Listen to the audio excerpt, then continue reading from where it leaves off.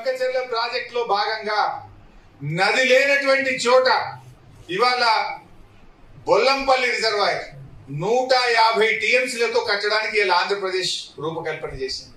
ఏ నది లేదు. ఇందాక నేను చెప్పినేమో ఆల్రెడీ కట్టిండ్రు.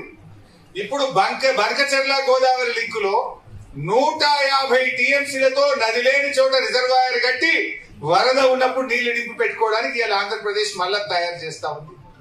ఇక మనోళ్ళేమో కేసీఆర్ గారేమో దూరదృష్టితోని తెలంగాణకు హైదరాబాద్ దగ్గర ఉంటది, పారిశ్రామిక అవసరాలు ఉంటాయి, హైదరాబాద్ పెరుగుతుంది, రేపు త్రాగునీరు అవసరమని ఒక 50 టీఎంసీల రిజర్వాయర్ కట్టిండు.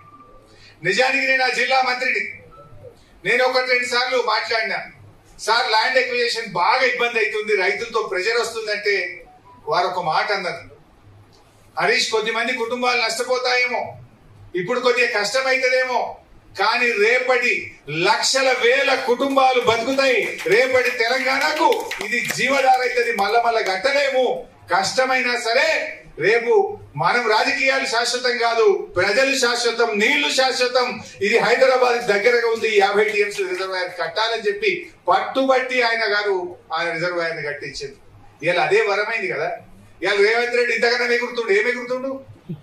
కాళేశ్వరం కూలిందని ఒక దిక్కు అంటాడు, మల్లన్న సాగర్ నుంచి హైదరాబాద్ కు 20 టీఎంసీల నీళ్లు తెస్తా అని 6,000 కోట్లతో టెండర్లు పిలిచిండు.